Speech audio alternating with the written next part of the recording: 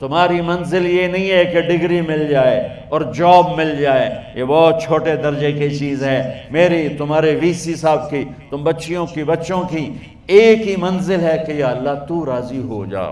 اللہ تجھے مرنے سے پہلے پہلے حاصل کرنا ہے، ڈھونڈنا ہے، پا لینا ہے، راضی کر کے مرنا ہے۔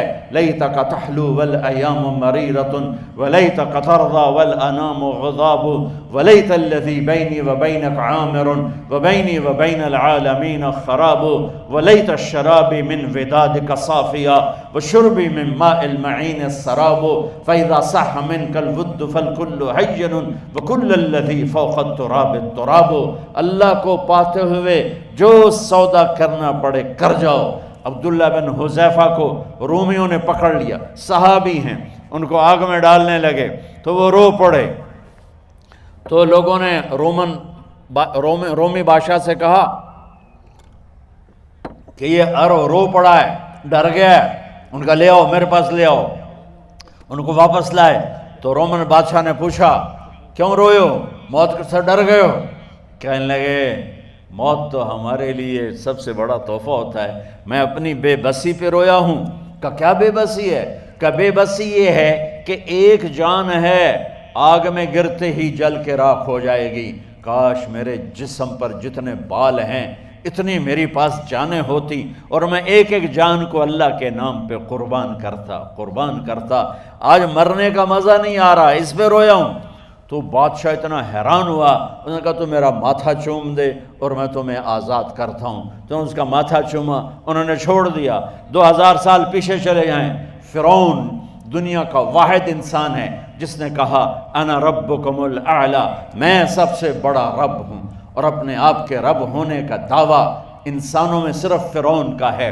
اس کی باندی مسلمان ہو گئی، موسیٰ علیہ السلام کا کلمہ پڑھ لیا، ایمان چھپتا نہیں، وہ پتہ چل گیا۔ فرعون نے اس کو پکڑوایا، اس کی 2 بچیاں، ایک دودھ پیتی ایک ساتھ چلتی، اور اس نے اپنے دربار میں کڑاہ میں تیل ڈلوایا، نیچے آگ لگوائی، تیل ابلنے لگا۔ جب وہ پوری طاقت سے ابلنے لگا تو اس نے فرعون نے اس عورت سے، اس باندی سے کہا یہ آگ تیرے سامنے ہے، جلتا ہوا تیل، موسیٰ کے رب کو مانے گی تو پہلے تیری بچیوں کو جلاؤں گا پھر تجھے جلاؤں گا، اور اگر مجھے رب مانے گی تو تیرے گھر کو سونے چاندی سے بنا دوں گا، تیرے گھر کو سونے چاندی سے بھر دوں گا۔ اللہ کا پا لینا یہ میری آپ سب کی معراج ہے، اور اللہ کو کھو دینا میرے آپ سب کے لیے ہلاکت اور تباہی ہے۔ سنو اس نے کیا کہا۔ اللہ نے اپنی محبت کو ماں سے تشبیہ دی ہے، باپ سے نہیں دی، اور چھوٹا بچہ زیادہ ممتا کو لیتا ہے۔ وہ کہنے لگی فرعون یہ تو میری 2 ہیں، میری 100 ہوتی تو اللہ کے نام پہ آج میں قربان کر دیتی۔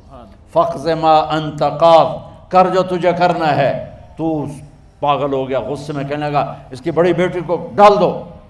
تو انہوں نے اس کو یوں ٹانگوں سے پکڑا اور وہ چیختی چلاتی ہوئی تھی۔ ماں کا ایک بول اس کی جان بچا سکتا تھا، اور پھر گھر جا کے توبہ کر لیتی اور کہتی یا اللہ مجھے معاف کر دے، میں نے کلمہ کفر کہا۔ اس کو ٹانگوں سے پکڑا ہوا ہے، اس کے ہاتھ نیچے جھول رہے ہیں، اور وہ اماں بھی کہہ رہی کہ مجھے بچا لو۔ ماں نے اپنی آنکھوں سے بچی کو تیل میں یوں ڈوبتے دیکھا، اور پھر وہ ابھری جیسے مچھلی تلنے کے لیے، جیسے مچھلی تلی جاتی تو باہر آ جاتی، اوپر آ جاتی، تو وہ ایسے بلبلے اٹھ رہے تھے۔ وہ ایک ہی لمحے میں اس کی تو جان گئی، ایک آنسو کا قطرہ اس نے نہیں نکلنے دیا اپنی آنکھوں سے، اور اپنے دل کو جب مضبوط کیا تو میرے رب کی غیرت، میرے رب کی رحمت محبت حرکت میں آئی۔ اللہ نے ماں کی آنکھوں سے پردہ ہٹا دیا، اور ماں نے اپنی بیٹی کی روح کو نکلتے دیکھا، اور وہ کہہ رہی ہے اصبری یا ام فإن لک من الأجر کذا وکذا۔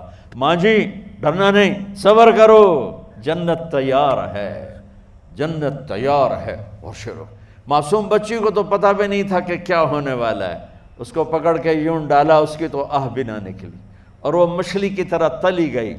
اب پھر ماں کا کلیجہ پھٹا، اللہ نے پھر آنکھوں سے پردہ ہٹایا، اور انہیں اپنی بچی کی روح کو نکلتے دیکھا، اور وہ کہہ رہی اسبری یا فإن لک من الاجر کذا و کذا، ماں جی تھوڑی دیر کا صبر، جنت تیار ہے، جنت تیار ہے، جنت تیار ہے۔ اللہ کو پایا سب کچھ پایا، اللہ کو کھو دیا سب کچھ کھو دیا۔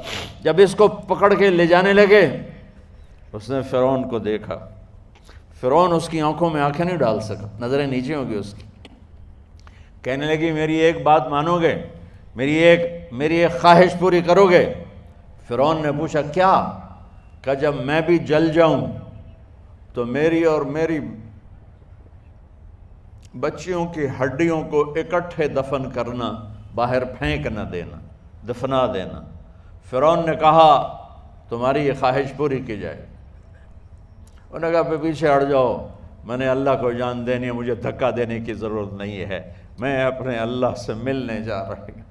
سبحان اللہ، جب اللہ مطلوب ہوتا ہے تو موت محبوب بن جاتی، جب اللہ کی نافرمانی ہوتی ہے تو موت سے نفرت ہو جاتی ہے، مرنا عذاب نظر آتا ہے۔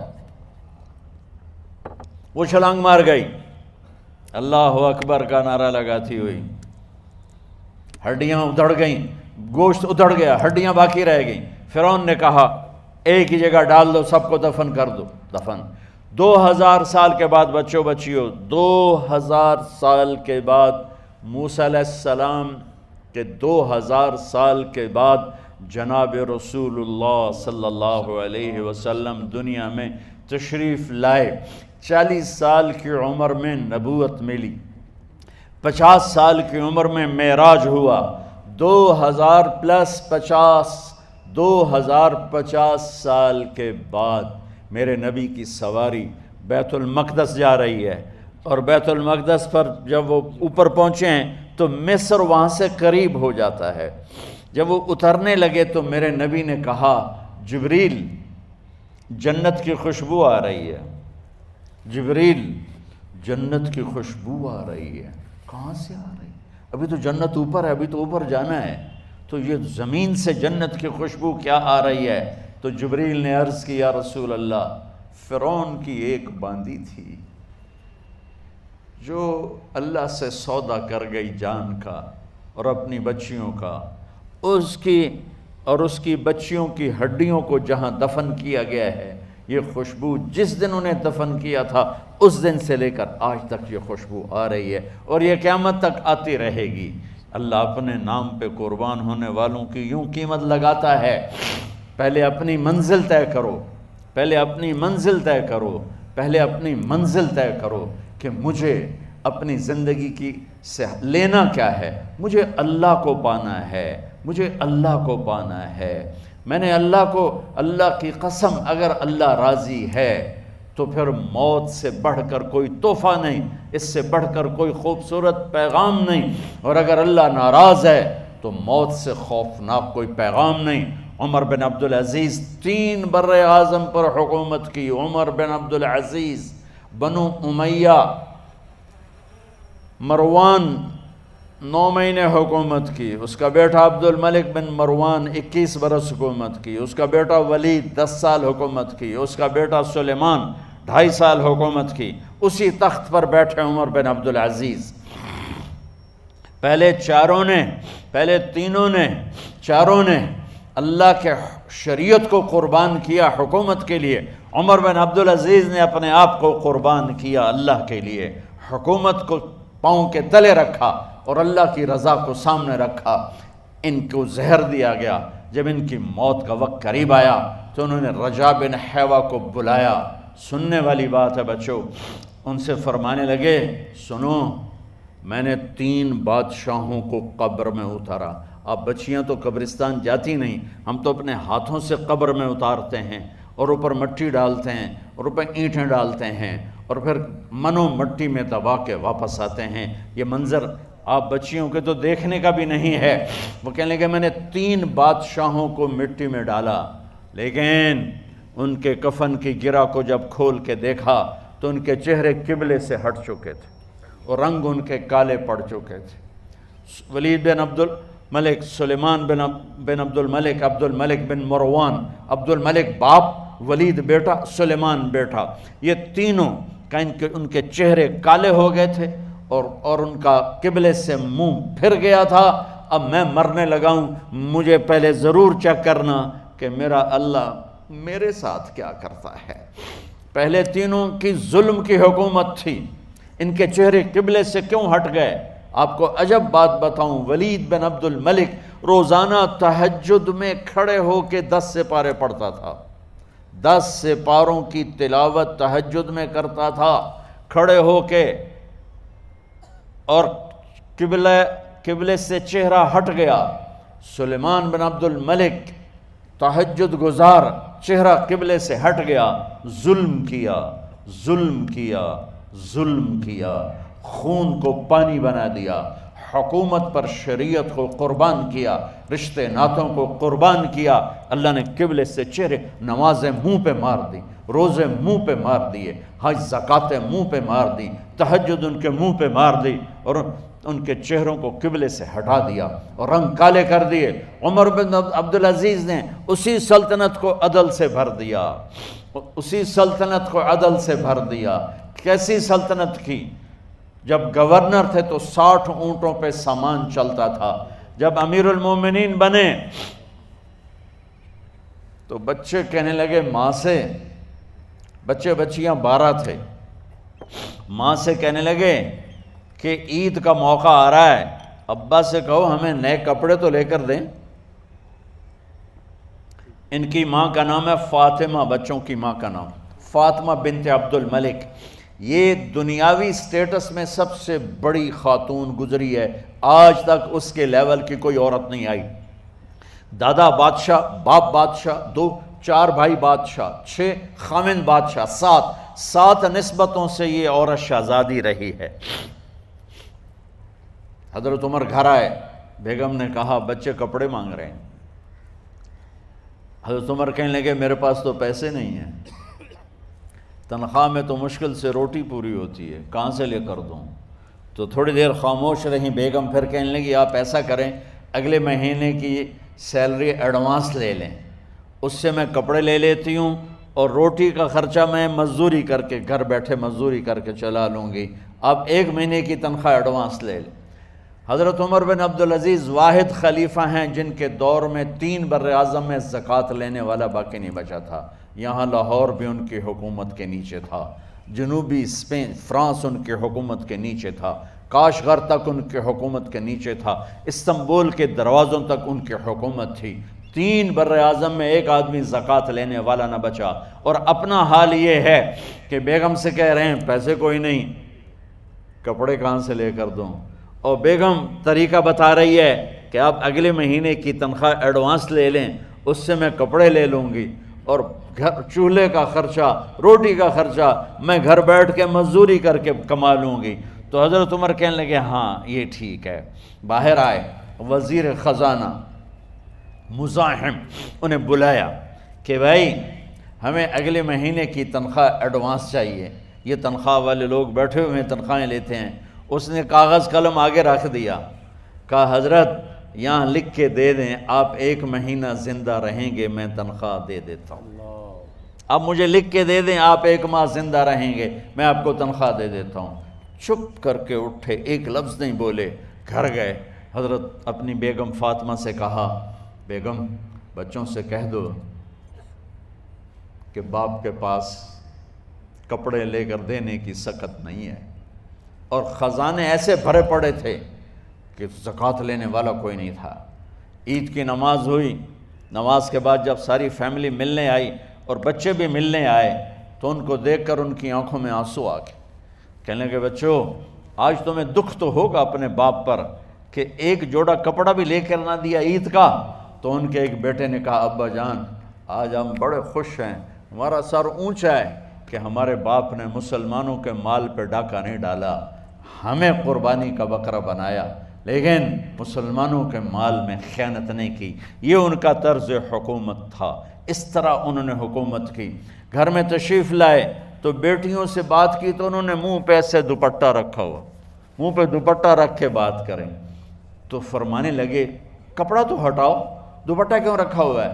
تو گھر کی خادمہ زور زور سے رونے لگی، کہنے لگی امیر المومنین آج آپ کی بیٹیوں نے کچا پیاز توڑ کے روٹی کھائی ہے تو وہ اس کی بو ہے منہ میں، آپ کو بو سے نفرت ہے اس لیے منہ پہ کپڑا رکھ لیا ہے۔ تو حضرت عمر اتنا روئے کہ ان کی داڑھی تر ہو گئی۔ کہنے لگے آخر میں جب تھوڑا آسرے میں آئے، کہا میری بیٹیوں تمہارا باپ تمہیں بڑے اچھے کھانے کھلا سکتا ہے لیکن میں جہنم کو برداشت نہیں کر سکتا، میں جہنم کی آگ برداشت نہیں کر سکتا۔ اب مرنے کا وقت آ گیا۔ جب وہ گورنر تھے تو 60 اونٹوں پہ ان کا سامان چلتا تھا، اور جب وہ امیر المومنین بنے تو عیادت کے لیے لوگ آ رہے تھے، تو سالے عیادت کے لیے آئے، فاطمہ کے بھائی، کپڑے دیکھے امیر المومنین کے تو بہن کو ایک طرف کر کے فرمایا، بڑے نیک سرداروں میں سے تھے یہ مسلمہ بن عبد الملک، کہنے لگے امیر المومنین کے کپڑے تبدیل کروا دو، لوگ پوچھنے آ رہے ہیں تو میلے کپڑے اچھا نہیں لگتا۔ کہا جی بھائی کرواتی ہوں۔ اگلے دن جب وہ حال پوچھنے آئے تو پھر وہی کپڑے تھے، تو انہوں نے ان کو الگ جا کر کہا بہن میں نے تمہیں کہا تھا کپڑے بدلوا دیتی، کیوں نہیں بدلوائے؟ تو وہ رونے لگیں، کہنے لگی کہاں سے بدلواؤں، جوڑا ہی ایک کہاں سے بدلواؤں؟ اور حکومت کتنی تھی؟ 3 بر اعظم کی، 3 بر اعظم کی حکومت۔ ہمارا تو پٹواری امان کا نہیں ہے، اور وہ 3 بر اعظم کی سلطنت لے کر ایک جوڑے میں اللہ سے ملنے جا رہا ہے۔ جب ان کا انتقال ہوا، سلیمان بن عبد الملک کی ڈیڈ باڈی جب قبر کے قریب لائے اتارنے کے لیے تو ایسے ایسے ہلنے لگا، اس کا پورا جسم ہلنے لگا۔ تو اس کے بیٹوں نے کہا کہ ہمارے ابا زندہ ہیں، تو حضرت عمر نے فرمایا بیٹو زندہ نہیں ہیں، عذاب قبر جلدی شروع ہو گیا ہے، عجل اللہ بالعقوبہ، قبر کی پکڑ پہلے شروع ہو گئی ہے، چھپاؤ اپنے باپ کو جلدی۔ جب عمر بن عبدالعزیز کی ڈیڈ باڈی قبر کے قریب کی گئی اور ان کا بھائی اتارو، بھائی وہ باتیں شروع ہو جاتی ہیں، رومال ڈالو، چادر پکڑو، ادھر سے پکڑو، تو ایک دم ایسے ایک پرچہ ہوا میں اڑتا ہوا سب نے دیکھا، وہ آتے آتے آتے آتے آتے آتے یوں آ کے حضرت عمر کے سینے پر گر گیا۔ سب دیکھ رہے ہیں۔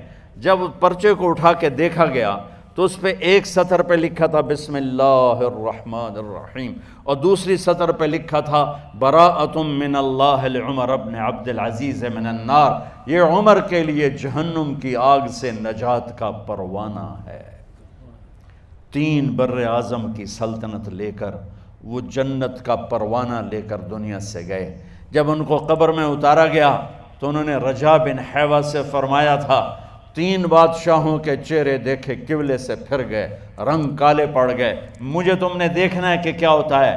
تو رجا فرماتے ہیں جب میں قبر میں اترا اور ان کے کفن کی گرہ کو کھول کے دیکھا تو چہرہ قبلے کی طرف فکس تھا، اور مجھے یوں لگا جیسے 14ویں رات کا چاند قبر میں اتر آیا ہو۔